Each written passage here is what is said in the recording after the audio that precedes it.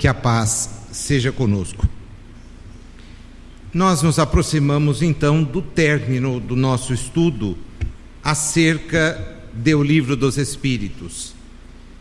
A reunião de hoje e a da próxima semana objetivam encerrar o estudo da conclusão e com ele também o estudo desta obra.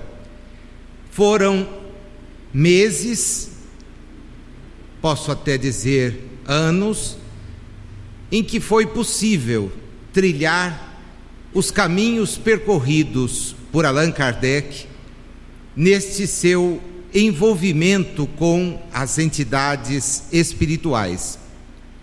A primeira versão do Livro dos Espíritos traz ao final das questões que nele estavam impressas e estão contidas na casa de 500, um tópico chamado epílogo. Está aqui a reprodução da primeira edição francesa, em que Kardec tem a chance de encerrar o trabalho apresentando uma única página, na qual ele sintetiza alguns dos temas que na segunda edição aparecerão então na introdução do Livro dos Espíritos. Para esta edição, que é a definitiva e que estamos estudando, ele, através de 9 tópicos, faz uma abordagem encerrando, inclusive com a inserção de uma comunicação mediúnica. Ele faz, subscrita por Agostinho de Hipona, ele faz então esta análise. Todos aqueles que nos acompanharam integral ou parcialmente neste estudo sabem que nós o abrimos aqui falando acerca das mesas girantes, e o fizemos inclusive trazendo uma pequenina mesa de 3 pés, que era usada nos salões de Paris e da Europa em geral, para que fosse possível a manutenção com um contato que aqueles que frequentavam estavam longe de entender.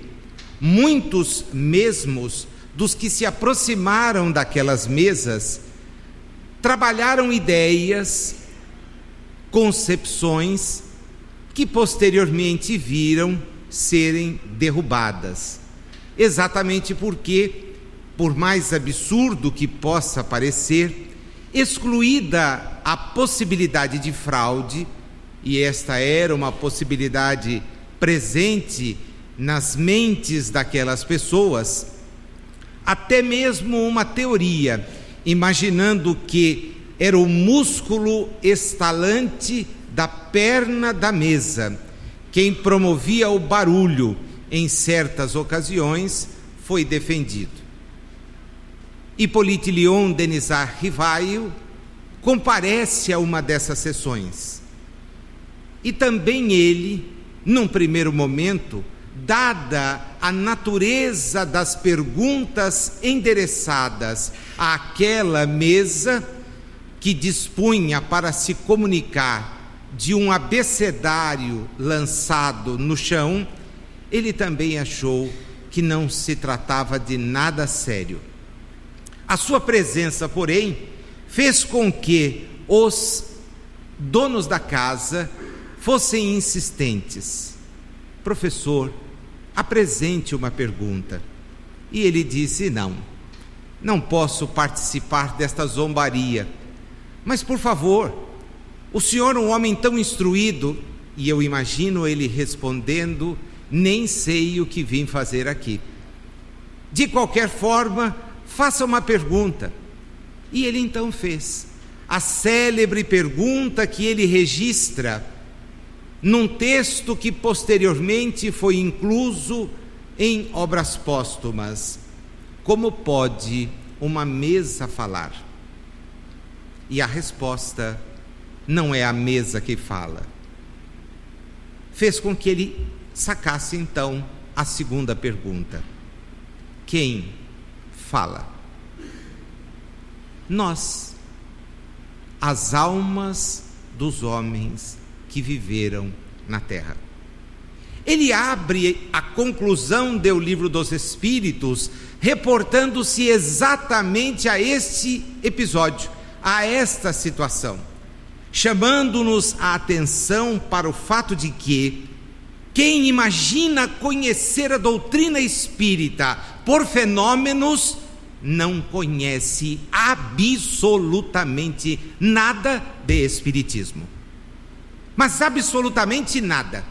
É como, nos diz ele, uma pessoa que imagina ver patinhos imantados por limalhas de ferro serem conduzidos na água pela atração de um imã, tentar entender o movimento gravitacional ou o magnetismo. Não se sabe nada, não conhece nada, porque a doutrina espírita racional que é, cobra de nós o estudo sério e permanente, um estudo aprofundado que vai conseguir entender a natureza daquilo que nos é possível entender.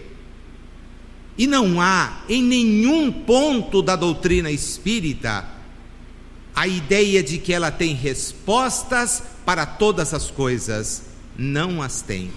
Porém, é importante que nos convençamos de que daquilo que ela oferece respostas, ela tem respostas irrefutáveis. Ela não brinca com teologias, ela não cria absolutamente nada.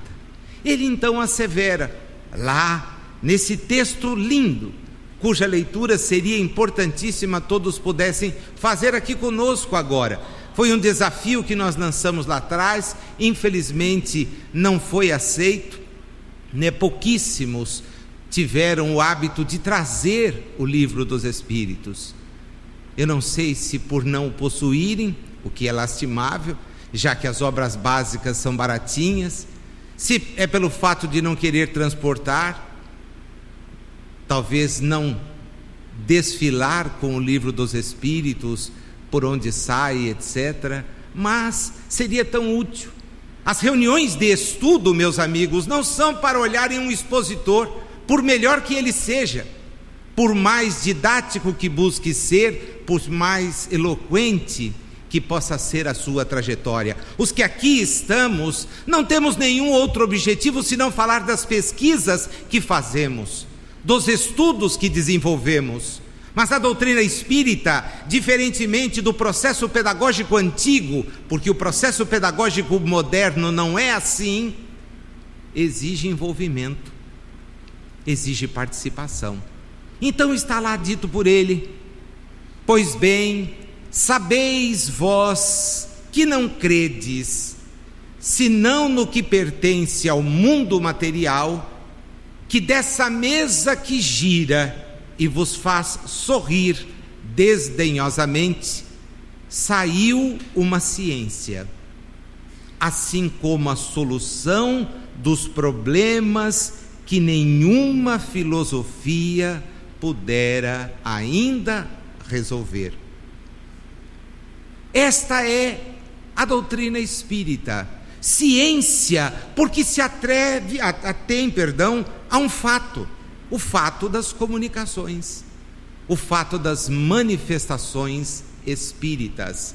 Filosofia, porque tira deste conjunto de informações uma segura maneira de enxergarmos a vida.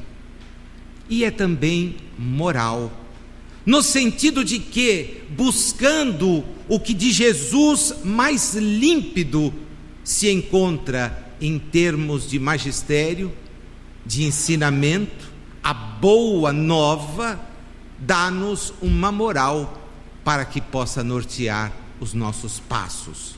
Dá-nos um norte para que passemos pela existência, sabedores que já somos, de que integramos a vida e como espíritos imortais que somos, temos uma trajetória que não será diferente da atual, exceção das preocupações materiais, isto é, se nós não nos afastarmos delas na vida espiritual.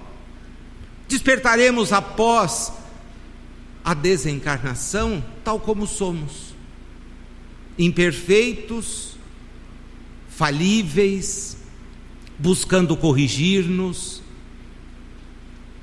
tentando acertar. Essa ciência que os adversários que não conhecem insistem em criticar é muito mais do que a ideia de um homem só. Quem se comunica? Nós, as vozes dos homens que viveram na terra. E ali estavam não apenas espíritos de vulto, admirados pela filosofia, homens ligados à atividade de natureza religiosa, muitos deles contestadores de visões religiosas no seu tempo. Ali estavam para dar a Hippolyte Lyon o subsídio que lhe permitiu então escrever, a partir das informações que lhe deram os espíritos, notas esclarecedoras, depois delas obras que vinham ampliar a capacidade de compreensão daquele conjunto de questões 1019 que nós encerramos o estudo na última semana, no nosso último encontro. Esta ciência, para criticar, diz-nos ele, é necessário conhecer aquilo que queremos criticar. E eu vou um pouquinho mais além, pedindo permissão para dizer que para seguir a doutrina espírita é necessário um pouco mais do que a frequência a reuniões públicas ou mesmo a atividades mediúnicas. É necessário um estudo sério para que possamos efetivamente valorizar este conjunto de informações que aqui estão à nossa disposição. O Livro dos Espíritos, pois, não é obra de um homem, mas é obra de uma pleiade de espíritos, todos eles interessados em trazer para a humanidade o que o governador da terra, quando aqui esteve, foi categórico em antecipar. Há muitas outras coisas sobre as quais eu poderia vos instruir, mas percebo que isto não seria possível agora. Vou orar ao Pai, para que Ele permita no tempo certo que vos seja dado o Consolador, aquele que há de vos explicar muito daquilo que vos parece oculto e vos revelar aquilo que efetivamente vos possa vir a ser útil. É a doutrina do Consolador, que chega quando a racionalidade toma espaço no pensamento, mas sem prescindir de comportamentos outros irracionais que os vemos no nosso dia. Quando as pessoas se alegram por depredar, quando as pessoas se sentem felizes por bagunçar, quando as pessoas acham que a razão mesma da sua existência é destruir o que está feito, ora somos nós, os espíritos que transitam na terra, com as nossas imperfeições, que de repente temos a nossa atenção voltada para o que Jesus lá atrás já nos havia antecipado, mas a ignorância não nos fez entender E depois, os que se apropriaram das ideias de Jesus fizeram questão de trancá-las sob ritos, sob formas, escondendo no fundo aquilo que efetivamente é a razão da sua presença na terra.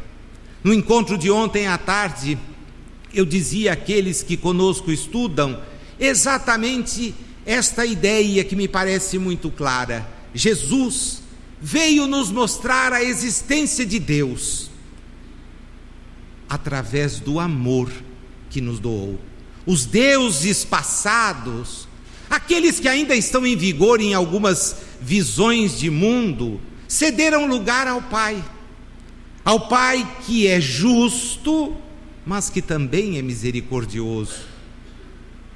E esta visão do Pai que Jesus nos legou sepultou as ideias de um Deus separatista, que infelizmente ainda as pessoas mantêm.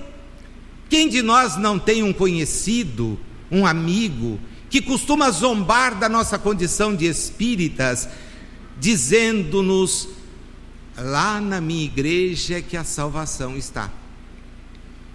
Vamos para lá. E eu me apresso em dizer: não.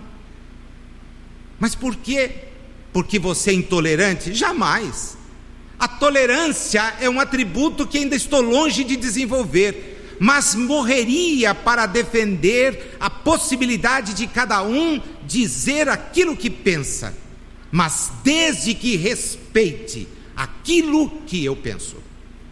Não quero ser frequentador de nenhuma casa religiosa, já o fui no passado, em outras existências o fui comprometidamente.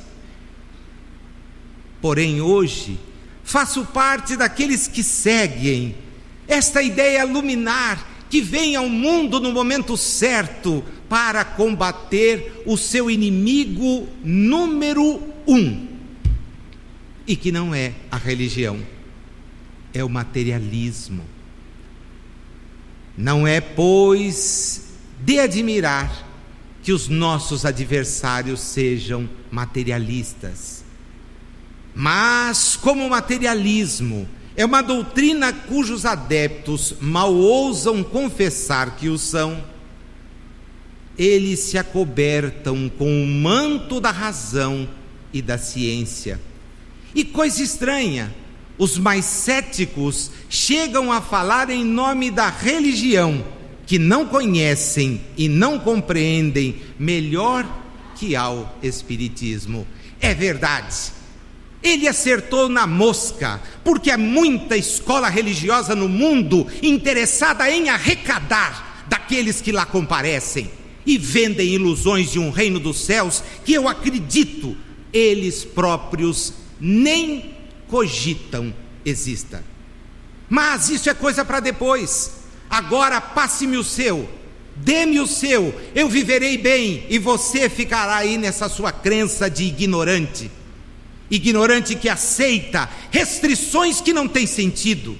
Ora, há muito tempo sabemos que não é o que entra no corpo que pode nos tornar melhores ou piores, pode nos tornar mais magros, apenas, ou o oposto. E aí, se rir agora, quem vai ficar bravo sou eu.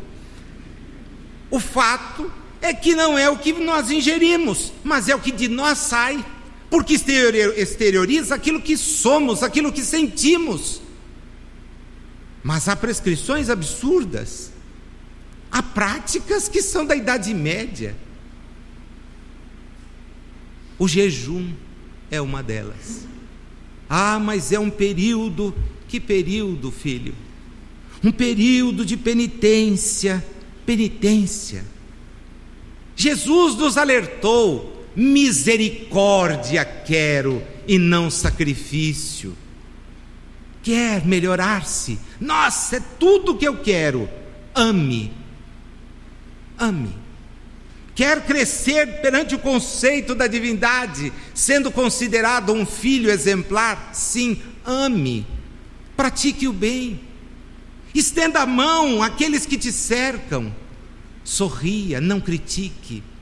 Auxilie, não censure. É assim que seremos melhores. O Espiritismo, insiste ele, fazendo coro ao que mais tarde aprofundará no capítulo de número 3 do Livro dos Médiuns, não é alicerçado no sobrenatural, no maravilhoso. O Espiritismo é alicerçado em fatos. E também não é uma expressão milagrosa. Em A Gênese, no seu 2º livro, ele faz questão de nos explicar o que é um fato admirável. É aquele fato a respeito do qual nós ainda não detemos informações. E porque não as detemos, nos surpreendemos. Olha, ocorreu um milagre, as leis foram derrogadas. Primeira pergunta, padrão Kardec: você conhece todas as leis da natureza? Não. Então não dá para dizer que alguma foi revogada. Segunda pergunta, Deus revogaria suas próprias leis? Primeira resposta, ele pode. Eu não disse isso. Eu perguntei se ele revogaria. O bom senso diz que não.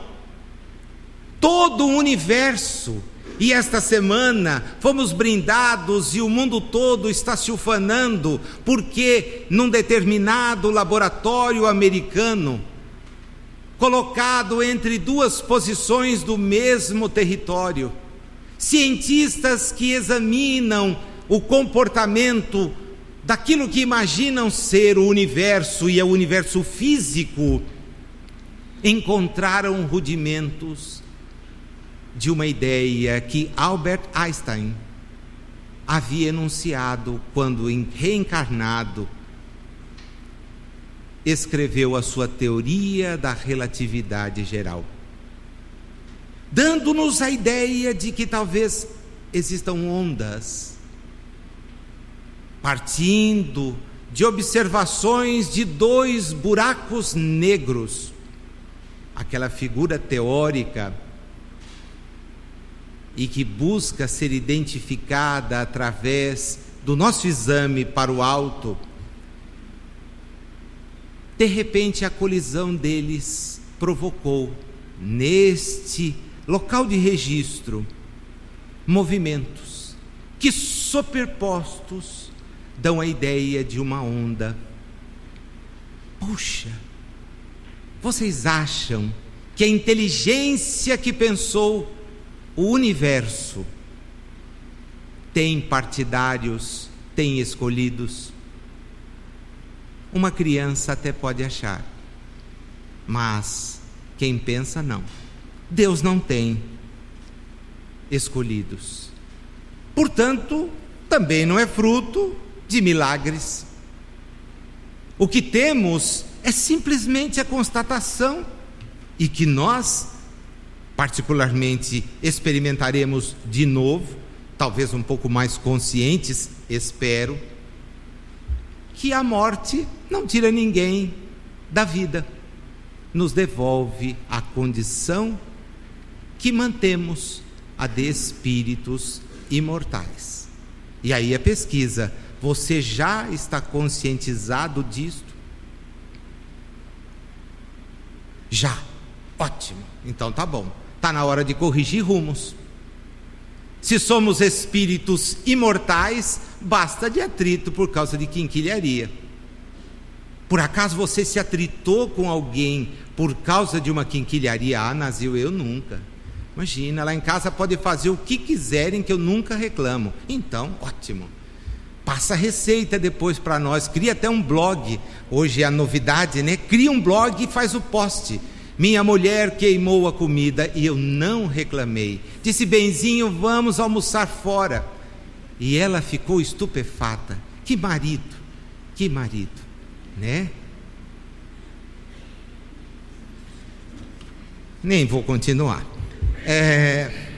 O fato é que nós estamos nesse contínuo aprendizado. E se já estamos mais ou menos convencidos destas informações, muito bem, nós precisamos trabalhar. Mas aonde, Nazil?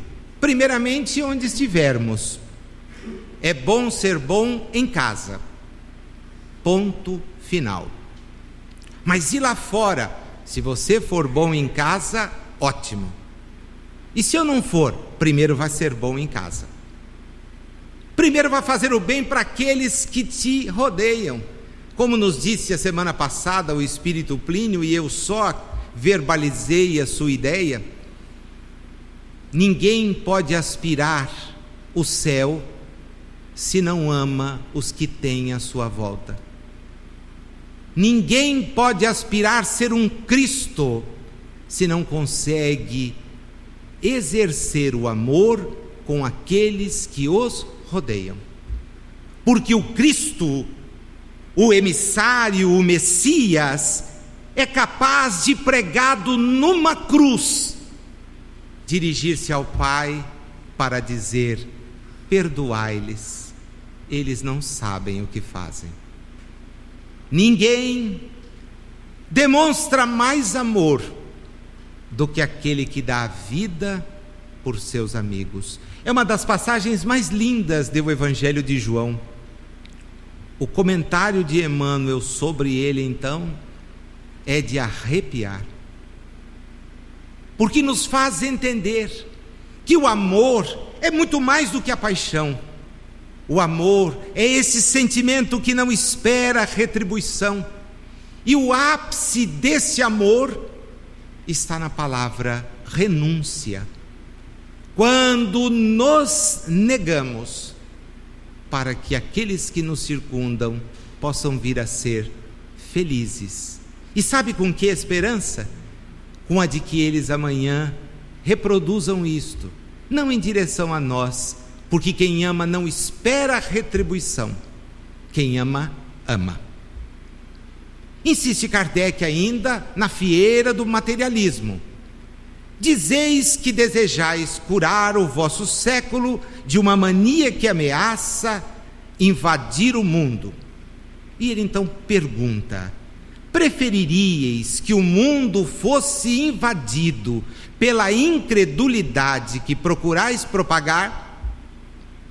Segunda, a que se deve atribuir o relaxamento dos laços de família e a maior parte das desordens que minam a sociedade, se não a ausência de toda a crença?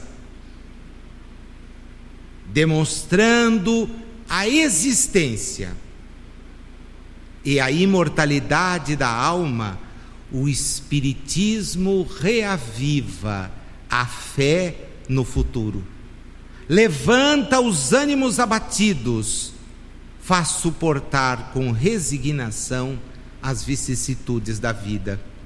E aí a terceira pergunta: ousaríeis dizer que o Espiritismo é um mal?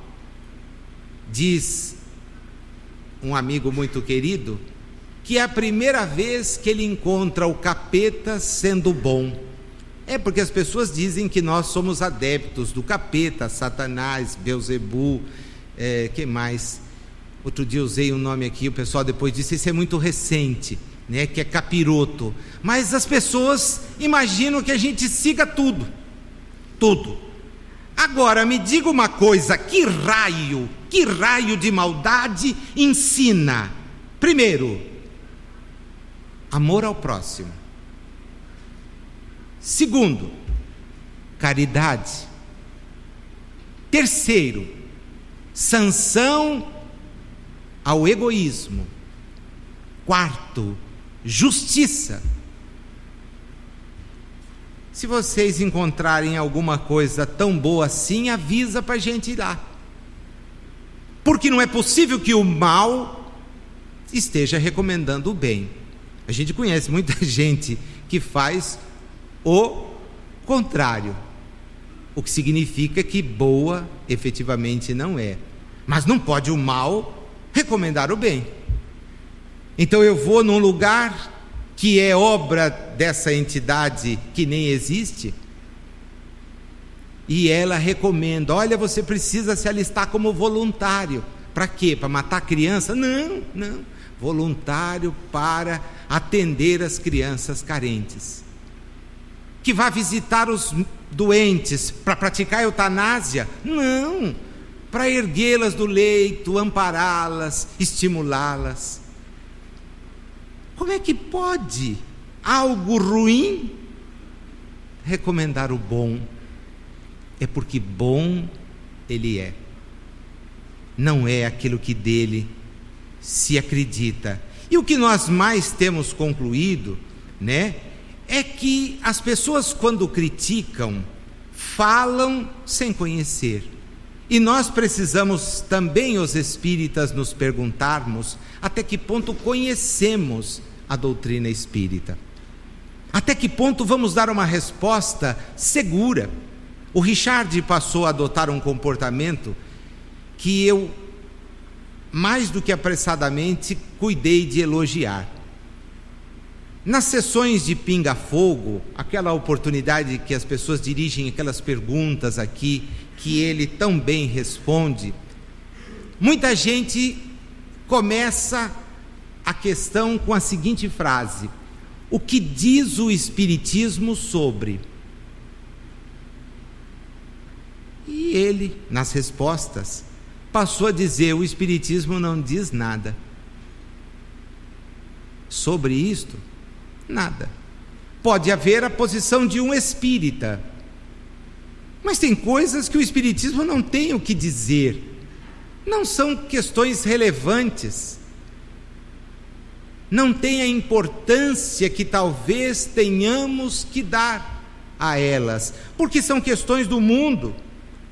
O vírus Zika tem alguma visão espírita? Bom, primeiro, não sei se o vírus tem visão.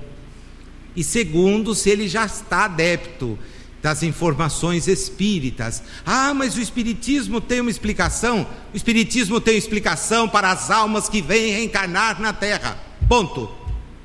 São espíritos que devem. Ponto. Se sujeitam a expiações. Ponto.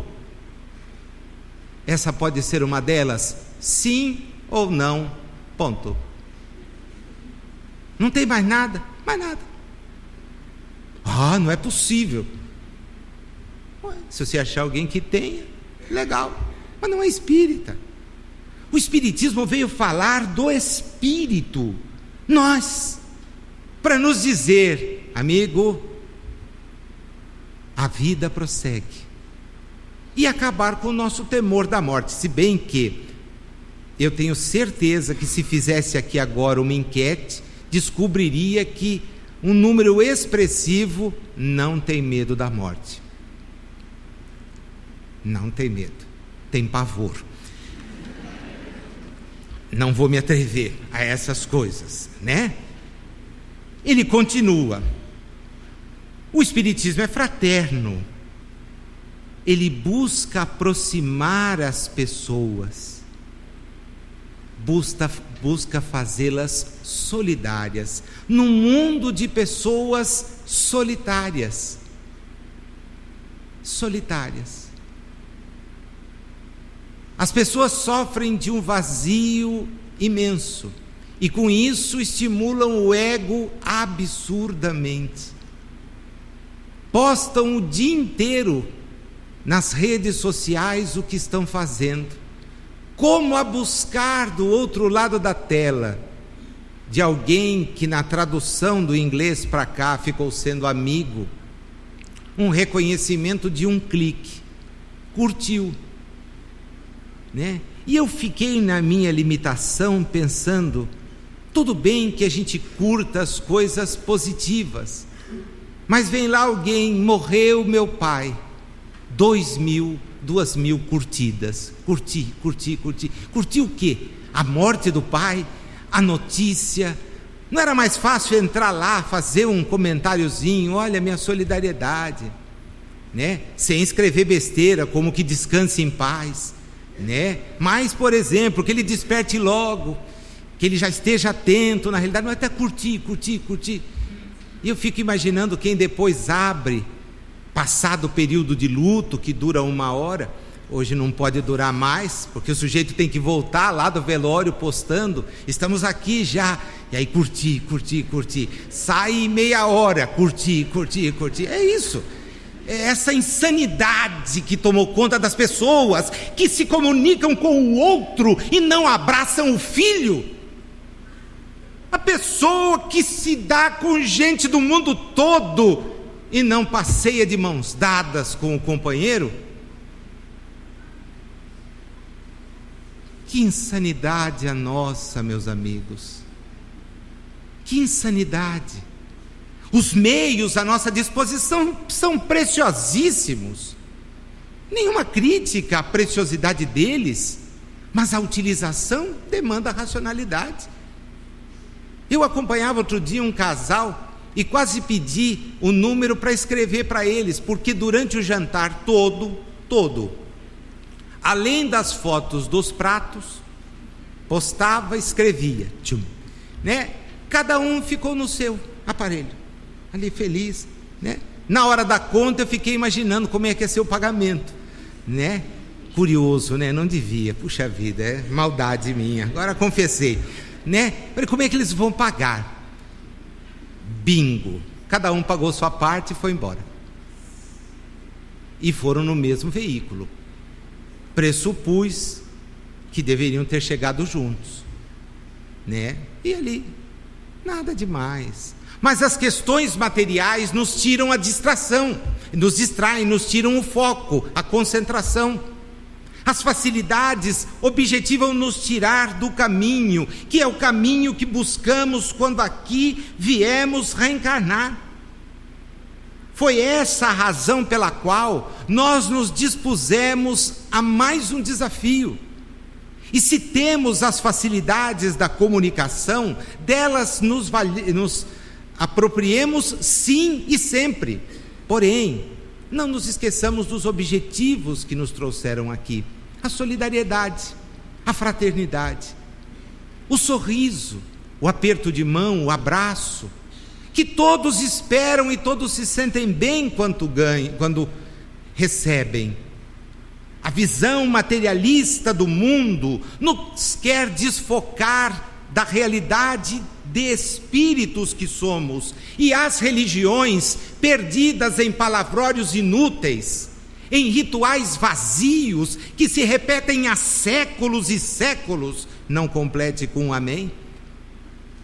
As religiões também não tocam no espírito. Vendem a ilusão, contribua e vá para o céu. Custa muito? Apenas tantos % dos seus vencimentos. Com hora extra, com 13º, com tudo. Faz a conta, passa a régua e manda a nossa parte. E aí o que eu recebo? A nossa garantia de que você estará no céu, bem próximo a Deus. Puxa. Aí a pessoa lê uma notícia sobre Einstein, teoria da relatividade geral, ondas, e consegue acreditar no céu. Se o sujeito está reproduzindo algo que ocorreu há milhões de anos-luz daqui, está onde este céu? Está onde? Não é mais na abóbada. A abóbada ficou para trás. O progresso da humanidade tem seu princípio na aplicação da lei de justiça, de amor e caridade. Lei que se funda na certeza do futuro. Tirai-lhe essa certeza e lhe tirareis a pedra fundamental. Dessa lei derivam todas as outras, porque ela encerra todas as condições da felicidade do homem. Só ela pode curar as chagas da sociedade. Comparando as idades e os povos, pode ele avaliar quanto a sua condição de melhoria, quando a sua condição melhora, à medida que essa lei vai sendo mais bem compreendida e aplicada. Ora, se aplicando-a parcial e incompletamente, afere o homem tanto bem que não conseguirá, quando fizer dela a base de todas as suas instituições sociais. E ele se pergunta: será isto possível? Sim, isto será possível. No estudo que fizemos aqui em O Livro dos Espíritos, na questão de número 789, estava lançada a pergunta: o progresso fará que os povos da terra se achem um dia reunidos, formando uma só nação? E eles nos responderam: uma só nação, não. Seria impossível. Porém, numa longa dissertação, Kardec nos diz que o progresso vai nos irmanar, como a tecnologia nos está irmanando, como as ideias que falam de liberdade, de valor do trabalho, de valor da solidariedade, se disseminam. É bem verdade que elas vêm acompanhadas de outras ideias não tão claras, não tão lúcidas, mas elas ajudam nessa tarefa de confraternização. Mais adiante, na 793, quais os indícios que permitem identifiquemos uma civilização completa? A resposta curta e grossa: pelo desenvolvimento moral. Quer dizer que ter meio de transporte rápido, ter remédio eficaz, ter maneira de comunicação ágil, são sinais de progresso. Mas um povo evoluído não joga bombas em outro. Um povo evoluído não submete uma nação como nós temos nações no mundo, em razão da ignorância dos que as dirigem, submetidas a embargos econômicos. Quem morre na Coreia do Norte não é o ditador.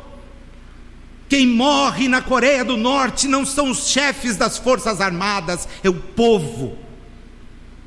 O povo que não tem acesso a bens elementares. Que raio de mundo desenvolvido é esse? Para que assembleias de países que se dizem países avançados, quando eles humilham e subjugam criaturas humanas? Por que isso? Isso é civilização? Se for, envergonho-me dela. Envergonho-me dela. Porque a verdadeira civilização é caridosa. Ela compreende a dor, ela estende as mãos. Em trabalhos sempre voltados para o erguimento do próximo. Esta a mensagem. Por meio do Espiritismo, a humanidade tem que entrar numa nova fase, a do progresso moral. Não mais, pois, vos espanteis da rapidez com que as ideias espíritas se propagam, e precisamos ser os divulgadores dessa ideia pelos nossos exemplos. As pessoas que nos identificarem onde estivermos, se afirmarmos ser espíritas, terão que concluir: espiritismo é uma coisa boa. Esse é o nosso desafio. Aliás, Jesus: vocês querem me seguir? Sim, mestre. Sejam o sal da terra e a luz do mundo. O sal, o sal. Apesar das críticas, se procedentes ou não, não tenho conhecimento técnico para dizer, uma comida insonsa não dá, por mais bela que seja a apresentação. E a luz, luz abençoada, porque através dela caminhamos à noite, conseguimos aproveitar mais as horas do dia. Ele caminha para o término do que vamos estudar hoje, falando a respeito dos 3 períodos que a pessoa desenvolve quando se aproxima da doutrina espírita. Vamos fazer o teste? Tá legal? Eu vou dizer os 3 e depois vou perguntar em qual você tá. Tá legal? A gente faz uma interação aqui. Eu estou acabando o estudo, então já posso me dar a esses desfrutes, né? É uma interação curta e grossa. Primeiro é a fase da curiosidade. O sujeito vem para ver o que é, está interessado no que é o fenômeno de natureza espírita. Segundo, a do raciocínio e da filosofia.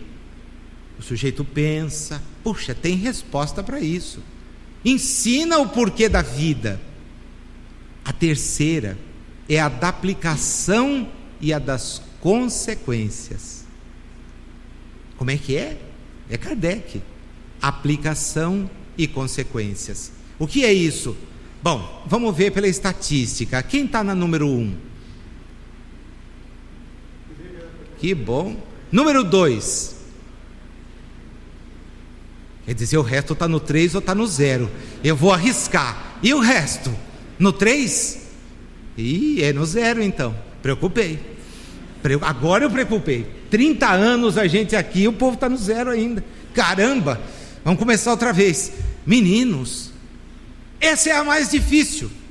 A racionalidade, a filosofia, ela nos leva mesmo a encontrar respostas na reencarnação, encontrar resposta na nossa destinação enquanto espíritos imortais, mas a dúvida, a trombada, a questão que realmente fala o homem que quer ser melhor é o que você aplica do que você já conhece.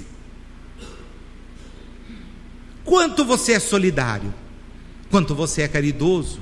Não aquela caridade de disfarce, aquela que a gente faz para não aumentar o peso da consciência. Tem gente batendo lá fora, sobrou alguma coisa que ninguém mais quer aí? Ah, sobrou, dá para ele. Pô, mas se ninguém mais quer, por que tem que dar para ele? Não podia dar o que todo mundo queria e a gente se privar e ele poder comer daquilo que na nossa casa abunda?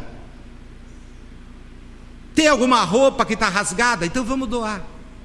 Por que não uma nova? Ah, porque a nova eu vou vestir no manequim 30? Você já está no 86? Ah, mas quando você for levado para o jazigo, pode ser que use daqui a um ano. Daqui a um ano a gente abre, coloca e prepara você para o último dia. Olha, está com aquela roupinha, aquele vestidinho que usou no baile de debutante e guarda feliz. Isso é até pouco. Você sabe que tem gente que guarda o sapatinho do bebê. Esse foi o primeiro sapato que meu filho usou, eu guardei também o primeiro poeiro, a primeiro isso, o primeiro aquilo, e tem filho de gente nascendo no bueiro. Quer dizer, não dá para a gente dizer-se espírita e não praticar. É com isso que a gente termina hoje, com essa chamada de atenção dele para nós. Ele está nos convidando a sair da inércia. A curiosidade, numa casa como a nossa, não tem muito espaço mesmo. As reuniões são privativas, como Kardec as recomendava. A fase da filosofia, do raciocínio, é a fase do estudo. Agora, que vale apenas o estudo se eu não aplico? É o desafio para todos nós.